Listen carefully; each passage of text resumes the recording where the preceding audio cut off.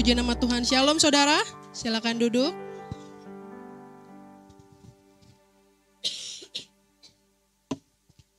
Ya, pada hari ini saudara di awal bulan September ya, Bapak Gembala tidak ada bersama-sama dengan kita. Bapak Gembala ada tugas pekerjaan saudara. Jadi kita sama-sama doakan supaya boleh segera selesai dan boleh kembali lagi ke Indonesia. Ya, kita akan belajar tema yang baru di bulan September ini. Ya, saudara jangan terganggu dengan suara saya yang serak-serak basah ini ya, saudara ya. Ya, kita tetap fokus dengarkan firman Tuhan. Ya, tema bulan ini adalah berpegang teguh pada komitmen. Sama-sama katakan komitmen. Kita sama-sama buka Alkitab kita di dalam Yosua pasal yang ke-24.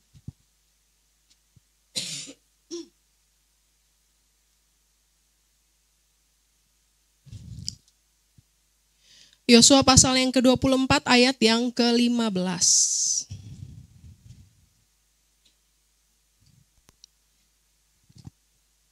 Oke, sudah ketemu semuanya? Kita baca sama-sama ya, karena ini cuma satu ayat. Yosua pasal yang ke-24 ayat yang ke-15. 1, 2, 3. Tetapi jika kamu anggap tidak baik untuk beribadah kepada Tuhan, pilihlah pada hari ini kepada siapa kamu akan beribadah.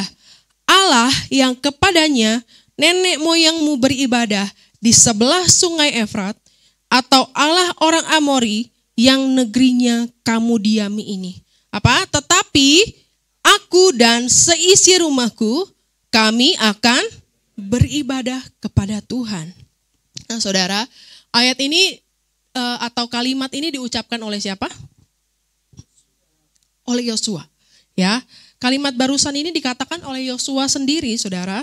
Ini adalah pidato terakhirnya sebelum Yosua akhirnya meninggal ya. Ini dikatakan kepada bangsa Israel di Sikem. Ya, waktu itu dia mengumpulkan seluruh bangsa Israel dan dia mau untuk memperbaharui komitmennya bangsa Israel. Ya. Mereka Yosua mau memperbaharui komitmen bangsa Israel kepada Tuhan. Ya seperti kita tahu saudara, cerita bangsa Israel ini, mereka ini adalah bangsa yang tegar tengkuk ya. Mereka ini adalah bangsa yang bebal, bangsa yang bolak-balik menyembah kepada Baal. Padahal mereka sudah berkali-kali ditolong oleh Tuhan dan mereka sendiri umat pilihan Tuhan, saudara. Ya, jadi di akhir hidupnya sebelum Yosua mati, dia mengajak bangsa Israel untuk memilih. Ya, dia menegaskan takutlah akan Tuhan. Ya, dia menegaskan beribadahlah kepada Tuhan. Tapi kalau kamu nggak mau, ya, kalau bagimu nggak baik beribadah kepada Allah, sekarang kamu pilih. Ya, dia memperbaharui komitmennya. Sekarang kamu pilih. Ya, jangan kamu suam-suam kuku. Kamu harus pilih sekarang, ya. Kamu mau pilih orang Amori yang negerinya kamu diami ini, atau kamu mau menyembah Tuhan Allah Abraham, Ishak dan Yakub, ya. Karena saudara capek kalau kita baca tentang bangsa Israel ini, karena mereka selalu kalau mereka diserang kalah, mereka baru sadar saudara, mereka langsung, oh ya aku mau menyembah Tuhan, mereka buang Baalnya. Tapi begitu sudah aman lagi, mereka menyembah Baal lagi, begitu terus saudara. Ya, kita lihat saudara, ketika Yosua meminta komitmennya, ya komitmen bangsa Israel, kita lihat apa jawabannya bangsa Israel di ayat yang ke-19 sampai yang ke-20. Di sini Yosua berkata begini saudara, kita lihat di layar ya. Tetapi Yosua berkata kepada bangsa itu, tidaklah kamu sanggup beribadah kepada Tuhan, sebab dialah Allah yang kudus, dialah Allah yang cemburu, ia tidak akan mengampuni kesalahan dan dosamu. Apabila kamu meninggalkan Tuhan dan beribadah kepada Allah asing, maka ia akan berbalik daripadamu dan melakukan yang tidak baik kepada kamu, serta membinasakan kamu setelah ia melakukan yang baik kepada kamu dahulu. Terus jawabnya apa saudara? Ayat 21, tetapi bangsa itu berkata kepada Yosua apa? Tidak, Hanya kepada Tuhan saja kami akan beribadah. Ketika ditegaskan lagi, ketika dikasih lagi hukumnya, kalau kamu gak beribadah kepada Tuhan, ini yang kamu akan alami. Mereka bilang apa? Tidak, hanya kepada Tuhan kami beribadah. Ya, itu katanya komitmennya begitu, saudara. Tapi kalau kita baca lagi ya, sebelahnya itu kan kitab Hakim-Hakim. Ya, kitab Hakim-Hakim, dibangkitkanlah hakim-hakim untuk bangsa Israel, membela perkaranya bangsa Israel. Ya, kalau kita lihat di para perikop-perikopnya itulah hakim-hakim yang nama hakim-hakimnya, saudara. Dan di ayat pertamanya sebelum perikop itu sering ditulis begini, orang Israel melakukan lagi apa yang jahat di mata Tuhan. Padahal waktu Yosua meminta komitmennya bangsa Israel, mereka bilang, tidak, hanya kepada Tuhan kami beribadah. Tetapi setelah Yosua mati, mereka kembali lagi menyembah Baal. Mereka kembali lagi kepada hal Allah-Allah lain, saudara. Komitmen, ya, itu satu hal yang sering kita umbar dengan berani, saudara. Ya, komitmen itu sering kita ucapkan dengan yakin, ya. Tapi tidak semua orang akan ingat pada akhirnya. Apa sih komitmen itu, saudara? Kalau menurut Kamus Besar Bahasa Indonesia, komitmen itu juga sebenarnya bisa diartikan dengan janji, ya, sebagai janji. Tapi maknanya, komitmen itu maknanya lebih dalam dari janji. Ya, kenapa? Janji itu misalnya gimana, saudara? Ayo, yang biasa terima janji-janji manis, biasa janji-janjinya apa, saudara? Tenang, gue pasti bantu lu, benar gak? Ya, itu janji kan, biasanya kita terima janji. Bentar, gue transfer ya, benar gak, saudara? Ya, apalagi kalau yang pacaran, tenang, aku pasti ada di sisi kamu. Iya, itu janji. Ya, tiba-tiba, saudara, ketika kita berjanji, ya, tiba-tiba ada hal-hal yang tidak terduga yang terjadi dalam hidup kita. Ya, ada trouble, ada masalah, dan akhirnya janji itu tinggallah janji. Janji itu, saudara, janji itu bisa diucapkan dalam satu kata. Tapi butuh komitmen untuk membuktikannya. Benar gak? Ya, janji tinggallah janji. Tapi, saudara, kalau masalah komitmen, itu masalah keputusan hati. Ya, sama-sama bilang keputusan hati. Ya, kita sering bilang sama sesama kita, ya, kita sering bilang sama Tuhan juga, ya, saya mau komit, gitu ya. Saya mau komit ikut Tuhan sungguh-sungguh. Saya mau komitmen untuk ibadah. Saya mau komitmen untuk melayani Tuhan. Tapi coba kita cek kembali, saudara, apakah komitmen itu masih kita pegang sampai hari ini? Ya, mari kita cek hati kita sama-sama. Ya, kadang kalau misalnya ada orang yang wawancara kerja gitu, saudara, terus keterima, diminta komitmennya untuk loyal bagi perusahaan gitu ya. Pasti dia jawabnya apa? Oh, saya pasti akan berikan yang terbaik untuk perusahaan, gitu nggak, saudara? Kalau nggak jawab gitu kan nggak diterima, benar nggak? Ya, kalau diminta komitmen pasti jawab gitu. Iya, saya akan berdedikasi untuk perusahaan dan sebagainya. Ya, komitmen itu paling mudah waktu diucapkan. Ya, sangat indah waktu diucapkan, saudara. Bahkan kadang kita dengernya aja sampai mau nangis ya. Kadang kalau kita datang ke pemberkatan nikah gitu ya, saudara. Kalau kita lihat sepasang kekasih itu mengucapkan janji nikah. Wih, saya lihat waktu saya menikah, saudara, kan ada dokumentasinya gitu ya. Setelah foto pemberkatan nikah saya dicetak gitu, saya lihat, wah, ini audiensnya, keluarga, teman-teman itu ada yang mewek, saudara ya, waktu saya ngucapin janji nikah. Jadi kelihatan di foto itu ada yang mukanya udah air matanya di sini gitu ya.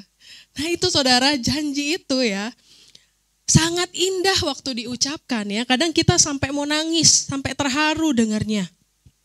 Ya, tapi apakah, saudara, dalam waktu 4-5 tahun menikah, 10 tahun, 20 tahun menikah, ya, waktu udah mulai sering-sering ribut gitu ya, apakah kita masih memegang komitmen kita yang kita ucapkan? Sama, saudara, pelayanan juga sama. Biasa di awal-awal bertobat, lalu mulai melayani itu menggebu-gebu, ya. Biasanya orang kalau baru bertobat terus pelayanan itu susah diajak nongkrong, saudara, ya. Karena biasanya mereka lebih aktif untuk pekerjaan pelayanan gitu ya. Mereka aktif untuk cell group dan lain sebagainya. Nah, saudara, tapi apa sampai hari ini kita masih memegang komitmen kita dengan Tuhan? Ya. Banyak orang mengatakan komitmen, tapi sebenarnya nggak ngerti dan nggak punya gambaran tentang apa itu komitmen. Memangnya komitmen tuh seserius apa sih? Ya, memangnya komitmen itu kayak gimana sih? Nah, kita perlu benar-benar memahami komitmen ini, saudara. Kenapa? Karena saya percaya kalau komitmen kita ke Tuhan secara vertikal nih beres, ya. Komitmen kita dengan sesama dalam pernikahan, pekerjaan, pelayanan itu juga pasti beres. Tapi kalau komitmen kita dengan Tuhan nggak beres, ya maka nggak heran komitmen kita dengan sesama tidak beres. Saudara, saya mau bagikan 2 hal pagi hari ini. Ayo semangat, saudara. Ya, ada 2 hal yang mau saya bagikan tentang komitmen. Ya, kalau saudara boleh catat di HP, catat di buku saudara. Yang pertama, komitmen itu didasari oleh kasih mula-mula. Ya, kadang di dalam komitmen kita tuh suka lupa, saudara, sama kasih mula-mula. Ya biasa kalau komitmen itu hebat di awal, benar nggak? Sebelumnya saya mau tanya dulu nih, saudara. Ada yang pernah jatuh cinta, merasakan jatuh cinta? Ya, kayaknya ada yang kurang jujur ya. Ya, pernah ya. Kita pasti pernah merasakan yang namanya jatuh cinta. Nah, saudara, kalau jatuh cinta itu letaknya ada di emosi kita. Ya, jatuh cinta itu letaknya ada di emosi kita. Tapi kalau kasih, itu letaknya ada di roh kita. Ya, jadi kasih itu yang kita terima yang sempurna dari Tuhan tuh ada di roh kita. Jadi kita belajar kasih, belajar mengasihi itu dari Tuhan. Ya, tapi kalau jatuh cinta itu ada di emosi kita. Ya, jatuh cinta itu bisa terusik oleh apa aja. Tapi kalau kasih itu everlasting, ya kekal. Itu ya, saudara. Nah, di dalam kasih mula-mula itu selalu ada 3 elemen, selalu ada 3 hal dalam kasih ya, kasih mula-mula ini. Yang pertama adalah prioritas. Ya, makanya kalau orang pacaran sesibuk apapun masih bisa ada waktu telepon, masih bisa ada waktu untuk jemput dan lain sebagainya. Kenapa? Karena prioritas. Yang kedua ada intensitas, ya. Selalu pengennya dekat, selalu pengennya ketemu, ya. Selalu dikit-dikit ngabarin gitu ya. Yang ketiga kualitas. Ya, selalu maunya ngasih yang terbaik. Gitu. Nah, ini saudara, 3 hal ini dalam kasih mula-mula ini harus dijaga secara konsisten, ya. Nah, komitmen yang didasari oleh kasih mula-mula ini sebetulnya sangat luar biasa, saudara. Kalau kita bisa menjaga kasih mula-mula ini, ya, sayangnya kita nggak menjaga itu. Ya, gimana cara menjaga kasih mula-mula itu? Kita buka, saudara, di dalam Wahyu pasal yang kedua. Wahyu pasal yang kedua, ayat yang pertama dan ya sampai ayat yang kelima.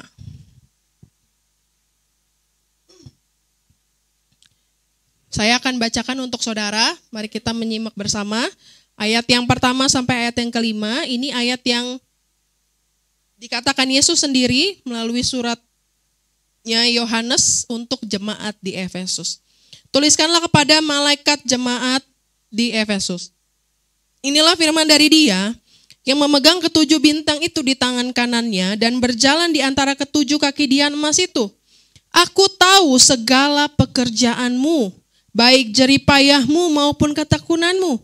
Aku tahu bahwa engkau tidak dapat sabar terhadap orang-orang jahat, bahwa engkau telah mencobai mereka yang menyebut dirinya rasul, tetapi yang sebenarnya tidak demikian, bahwa engkau telah mendapati mereka pendusta, dan engkau tetap sabar dan menderita oleh karena namaku, dan engkau tidak mengenal lelah.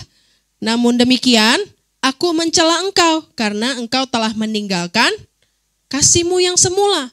Sebab itu ingatlah betapa dalamnya engkau telah jatuh, bertobatlah dan lakukan lagi apa yang semula engkau lakukan. Jika tidak demikian, aku akan datang kepadamu dan aku akan mengambil kaki dianmu dari tempatnya, jikalau engkau tidak bertobat. Nah, saudara, awalnya awalnya jemaat di Efesus ini dipuji. Kenapa dipuji? Karena mereka, kita bisa lihat, mereka berjerih payah, mereka tekun, mereka tidak sabar terhadap orang jahat dan lain sebagainya, saudara. Kalau kita baca, wow, hebat banget nih jemaat di Efesus. Ya, kita bisa melihat dedikasi mereka kepada Tuhan. Ya, tapi kemudian Yesus berkata, namun aku mencela engkau karena meninggalkan kasihmu yang semula. Lalu saudara, ketika saya membaca ayat ini, muncullah pertanyaan. Ya, kenapa Tuhan? Ya, bukankah jemaat di Efesus ini mereka adalah orang-orang yang konsisten dan tekun? Ya, seperti kita tahu kalau kita dengar khotbah, kasih mula-mula itu apa sih? Awal-awal kita menggebu-gebu, benar nggak? Kita selalu rajin, tekun, dan lain sebagainya. Nah, kalau kita baca kan jemaat di Efesus begini, benar nggak? Ya kan? Mereka tetap tekun, mereka tetap melakukan pekerjaan pelayanan. Kenapa Tuhan katakan mereka harus kembali ke kasih mula-mula? Kasih mula-mula yang seperti apa Tuhan? Ya, mereka nggak kendor kok. Ya, mereka tetap nggak meninggalkan pelayanan, mereka tetap pelayanan. Ya, Yesus sendiri bilang, mereka ini sabar menderita. Apalagi kalau bukan karena kasih mereka kepada Tuhan, benar nggak? Ya, itu menjadi pertanyaan saya, saudara. Tapi setelah saya gali, ya, ternyata kasih semula yang dimaksudkan oleh Tuhan di sini bukan cuma ngomongin kasih kita kepada Tuhan. Ya, bukan ngomongin kasih kita kepada Tuhan yang berubah, tapi kasih semula yang hilang itu adalah ketika kita meninggalkan kasih Yesus kepada kita. Ya, ternyata saudara, di dalam aktif-aktifnya kita melayani, ya, di dalam aktif-aktifnya kita melakukan kegiatan-kegiatan rohani, kita bisa meninggalkan kasih Yesus kepada kita. Ya, apa misalnya? Ya, kita bisa melayani tapi kita nggak intim sama Tuhan. Betul? Ya, kita bisa melayani tapi kita kurang waktu sama Tuhan. Ya, kita bisa melayani tapi kita nggak pernah bangun mesbah, nggak ada waktu untuk muji, nyembah, dan sebagainya. Ya, padahal kita aktif melakukan kegiatan rohani. Inilah yang dicela oleh Tuhan. Ya, namun aku mencela engkau. Bisa nggak itu terjadi, saudara? Sangat bisa. Makanya Yesus mencela jemaat di Efesus ini karena Tuhan selalu memperhatikan bukan yang kelihatan. Ya, Tuhan tuh selalu memperhatikan yang tidak kelihatan dalam hidup kita, saudara. Karena yang tidak kelihatan itu nilainya lebih berharga dan kekal. Ya, makanya ya, kekristenan kita itu nggak ditentukan dari performa kita di mimbar, saudara. Ya, kekristenan kita itu nggak ditentukan dari saat kita melayani. Tapi kekristenan kita itu ditentukan dari seberapa dalam hubungan kita dengan Tuhan. Ya, kekristenan itu bagaimana kasih Tuhan selalu memenuhi hati kita sehingga kita teguh berpegang pada komitmen kepada Tuhan, saudara. Ya, karena didasari apa? Oleh kasih kita kepada Tuhan dan kasih Tuhan yang memenuhi hati kita, kasih mula-mula itu, saudara. Ya, mari kita jaga kasih mula-mula itu tetap menyala. Bukan hanya kasih kita kepada Tuhan, tapi biarlah kasih Tuhan memenuhi hati kita. Dengan apa? Dengan membangun hubungan kepada Tuhan. Ya, jadi yang pertama, komitmen didasari oleh kasih mula-mula. Yang kedua, ya saudara, komitmen tidak memberikan kondisi kepada Tuhan. Ya. Kalau kita mau belajar untuk berkomitmen, ya, kita belajar juga untuk tidak memberikan kondisi kepada orang tersebut. Ya. Contohnya gimana? Kadang kita suka ngomong gini ke Tuhan, saudara. Kalau saya komit untuk serius dengan Tuhan, Tuhan janji ya, Tuhan bakal gini. Ya. Ujung-ujungnya kita jadi malah transaksi ke Tuhan, gitu ya.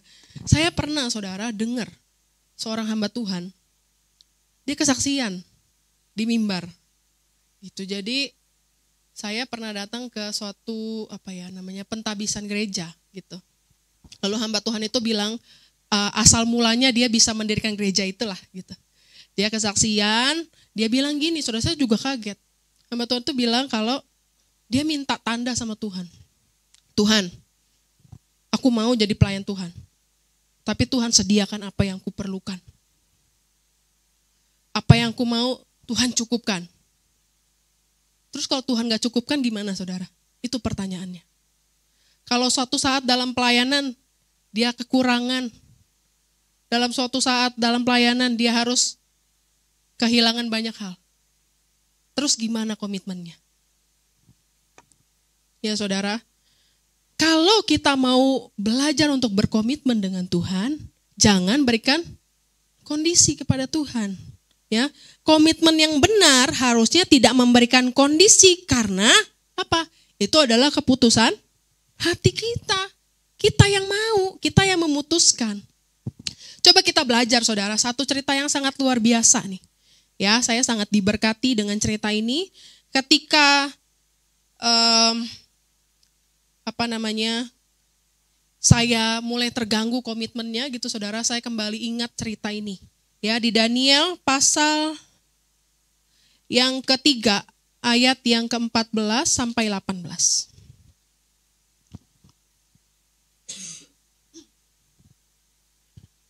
Ya, kita malu dengan tokoh Alkitab ini saudara, kalau kita suka mengeluh dengan komitmen kita, ya, kita suka nggak berpegang teguh dengan komitmen kita. Ya, saya bacakan ya ayat 14 sampai 18. Berkatalah Nebukadnezar kepada mereka, apakah benar, hai Sadrak, Mesak, dan Abednego, bahwa kamu tidak memuja dewaku dan tidak menyembah patung emas yang kudirikan itu? Sekarang jika kamu bersedia, demi kamu mendengar bunyi sangkakala, seruling, kecapi, rebab, gambus, serdam, dan berbagai-bagai jenis bunyi-bunyian, sujudlah menyembah patung yang kubuat itu. Tapi jika kamu tidak menyembah, kamu akan dicampakkan seketika itu juga ke dalam perapian yang menyala-nyala. Dan dewa manakah yang dapat melepaskan kamu dari dalam tanganku? Ayat 16, lalu Sadrak, Mesak, dan Abednego menjawab Raja Nebukadnezar, apa katanya? Tidak ada gunanya kami memberi jawab kepada Tuanku dalam hal ini. Jika Allah kami yang kami puja sanggup melepaskan kami, maka ia akan melepaskan kami dari perapian yang menyala-nyala itu dan dari dalam tanganmu ya Raja. Tetapi seandainya tidak, hendaklah Tuanku mengetahui ya Raja, bahwa kami tidak akan memuja dewa Tuanku dan tidak akan menyembah patung emas yang Tuanku dirikan itu. Bayangkan saudara, karena satu hal yang namanya komitmen, ya, mereka memilih untuk tidak menyembah dewa patung yang didirikan oleh raja. Padahal saudara, hukumannya itu bukan main-main saudara. Benar, ini sangat menakutkan. Dibakar hidup-hidup di dalam perapian yang dipanaskan 7 kali dari biasanya. Bayangin, ya, bahkan saudara, orang yang mau ngangkat Sadrak, Mesak, Abednego itu, ya, mau ngangkat mereka untuk diceburkan ke api, yang mau ngangkat itu aja mati, kebakar saudara, karena saking panasnya. Dipanaskan 7 kali lebih panas dari biasanya. Ya, kalau kita tahu saudara, para narapidana di Indonesia ini atau di luar negeri, ya, mereka kalau ada dihukum mati gitu ya, mereka tuh masih dihukum mati dengan manusiawi, benar nggak Pak? Ya, manusiawi gimana? Kalau mereka biasanya ditembak mati ya Pak, tembak mati, mereka akan cari ahli tembak yang langsung tembak ke jantung atau ke kepala sini ya Pak. Tuh, Pak Denny lebih ngerti dari saya ya. Jadi kalau dihukum mati ya, mereka akan cari ahli tembak yang langsung nggak usah kayak saudara gorok ayam gitu, pakai gitu, matinya lama. Ini enggak, jadi masih manusiawi. Kalau dihukum mati langsung kena titik vitalnya, langsung mati. Sama di luar negeri juga kalau ada yang tahu, mereka tuh pakai obat, seperti obat yang mematikan sistem saraf kita, langsung ke otak. Jadi nggak usah ngerasa seperti mau mati gitu ya saudara, itu cepet gitu. Jadi hukumannya tuh cepat, masih manusiawi. Tapi Sadrak, Mesak dan Abednego ini, saudara, sangat tidak manusiawi. Kenapa? Karena matinya dia bakar hidup-hidup. Ya, kalau kita saat itu jadi Sadrak, Mesak dan Abednego, ya, apa respon kita, saudara? Mungkin kita mikir gini, udahlah, daripada mati sekarang mending sembah aja dulu.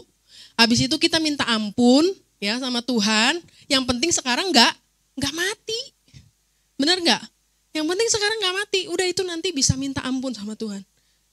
Tapi dahsyatnya Sadrak, Mesak dan Abednego ini, saudara, ya, mereka nggak pikir panjang. Mereka nggak lama-lama menjawab. Mereka bilang apa? Di ayat 17 sampai 18.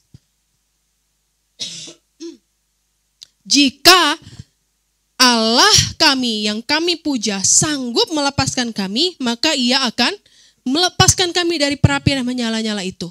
Tetapi seandainya tidak, seandainya Tuhan itu tidak melakukan apa yang kami inginkan, gitu ya.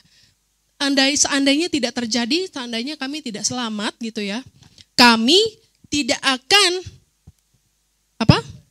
menyembah pada patung emas yang Tuanku dirikan. Saudara, kalau kita baca ayat ini, kita pasti udah tahu ya cerita akhirnya bagaimana. Tapi Sadrak, Mesak dan Abednego tuh nggak tahu, saudara. Jadi mereka tuh gambling, ya. Itu betul-betul butuh iman dan komitmen yang kuat. Bayangin kalau mereka tahu, andainya mereka tahu nih kayak kita nih, ya udah pilih aja, pasti Tuhan selamatin kan. Udah tahu cerita akhirnya. Tapi mereka nggak tahu, ya. Jadi mereka benar-benar mengandalkan iman mereka, mengandalkan komitmen mereka kepada Tuhan. Karena sebetulnya mereka tahu Allah yang mereka puja itu sanggup. Tapi, ya karena ini komitmen mereka, saudara. Ya kalaupun Tuhan tidak tolong, kalaupun Tuhan tidak selamatkan, ya kami tidak akan menyembah juga kepada patung Tuanku Raja. Ya. Komitmen itu sedalam itu, saudara. Sedalam itu. Ya, kita bisa nggak berkata sama Tuhan, Tuhan, apapun yang terjadi dalam hidupku, entah Tuhan tolong apa enggak, ya, entah itu baik atau buruk yang terjadi, aku tetap akan menyembah Tuhan. Bisa nggak kita bilang gitu, saudara, sama Tuhan? Ya, aku akan tetap katakan Tuhan tuh baik. Ya, apapun yang terjadi, sekalipun mulutku nih mau mengeluh, tapi aku memilih untuk mengatakan Tuhan tuh baik. Ya.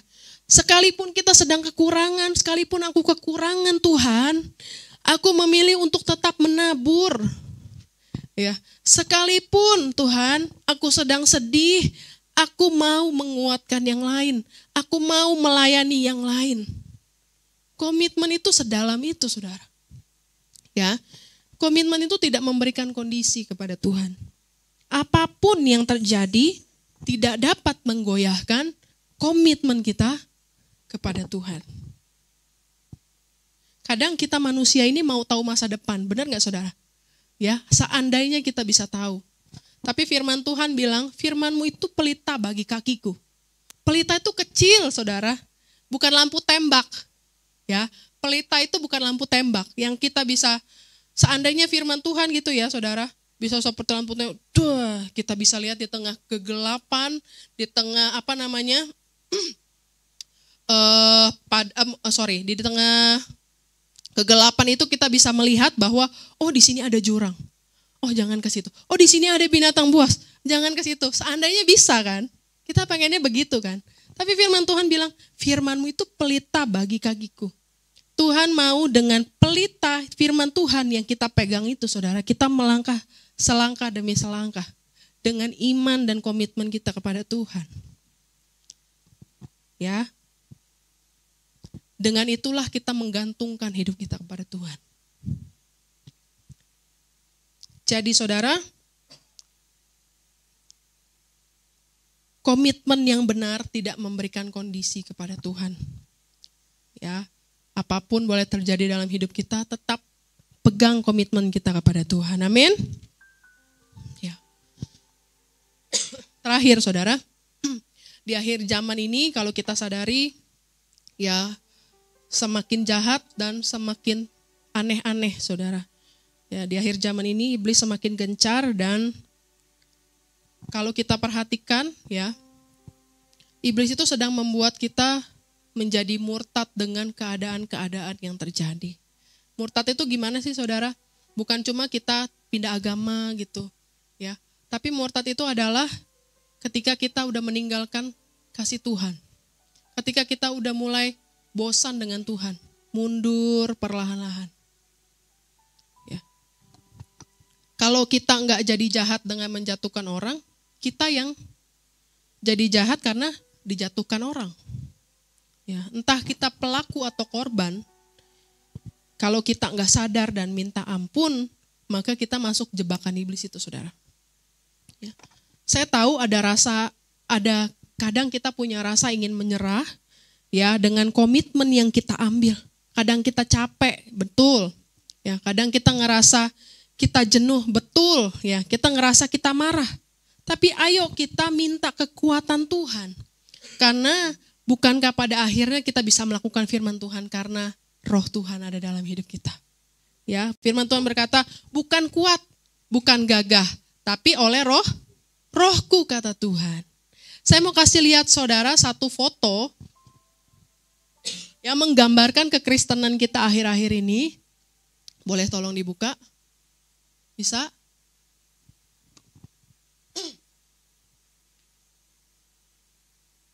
Digeser.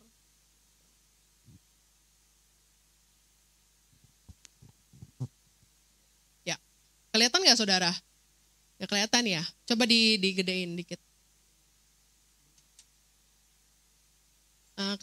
Ketutup ya. Nah ini saya jelasin ya saudara.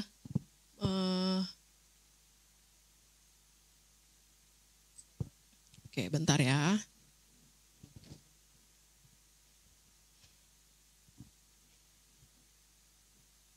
Oke saudara bisa lihat ini gambar apa? Ada pintu ya 1, 2, 3, 4, 5 ya. Nah ini pintu. Lalu dari sini orang mengantri banyak. Ini semakin dikit, makin dikit, makin dikit, makin dikit. Ya. Ini adalah gambaran kekristenan akhir-akhir ini, di akhir zaman, saudara. Kita lihat yang paling kiri itu ada events, conference, dan worship night. Ya, bisa lihat, saudara, betapa banyaknya orang yang antusias untuk mengikuti event-event rohani, ya KKR, kesembuhan, pemulihan dan sebagainya. Worship night, yang WL-nya keren-keren, betul saudara? Kita juga suka, nggak salah. Itu nggak salah saudara. Banyak mengikuti. Lalu sebelahnya ada ini saudara. Ini ibadah, ya namanya ibadah, pintu ibadah. Ya, kalau event-event yang besar, orang itu mau datang berbondong-bondong. Tapi kalau untuk ibadah, nggak setiap minggu. Benar nggak? Semakin tersaring lagi sedikit. Yang sebelahnya lagi apa nih? Pelayanan. Dari semua yang ibadah, nggak semua pelayanan. Makin tersaring lagi sedikit. Ya, tinggal sedikit saudara. Dari yang pelayanan ini, cuma sedikit yang mau doa bersama. Cuma sedikit yang mau ikut menara doa. Cuma sedikit yang mau berkumpul berdoa. Karena berdoa itu gak enak, ngantuk ya. Berdoa itu ngantuk, capek, buang-buang waktu gitu. Itulah pikiran orang-orang ya saudara. Jadi makin dikit lagi. Dari semua nih orang Kristen ini saudara paling kiri. Sangat sedikit yang puasa. Sedikit sekali. Kenapa saudara? Kenapa bisa begitu? Ya, kita belajar saudara, bahwa komitmen itu bukan selalu yang hebat-hebat, yang wow, kekristenan itu bukan selalu ngomong kalau kita ikut KKR yang wow. Ya, kekristenan itu keintiman kita dengan Tuhan. Hubungan kita dengan Tuhan. Kalau worship night semua orang suka, saudara. Kenapa? Adrenalinnya dipacu. Ya, bisa loncat-loncat segala macam. Tapi habis itu apa? Setelah pulang dari situ apa? Dapat nggak sesuatu? Apa hidupnya sama? Ya. Ibadah, pelayanan, berdoa, berpuasa. Semakin sedikit. Saudara, kita di mana? Itu pertanyaannya. Saudara yang tahu, kita ada di mana? Apa kita cuma di worship night yang kita cuma datang pas Natal, pas tahun baru, pas Natal sama pas Paskah? Ya. Apakah kita ada di pintu yang kedua? Apakah kita udah sampai pintu yang ketiga ini yang semakin sedikit? Apakah kita di pintu 4, pintu 5? Biarlah, saudara, Tuhan mendapati kita setia di hadapan Tuhan.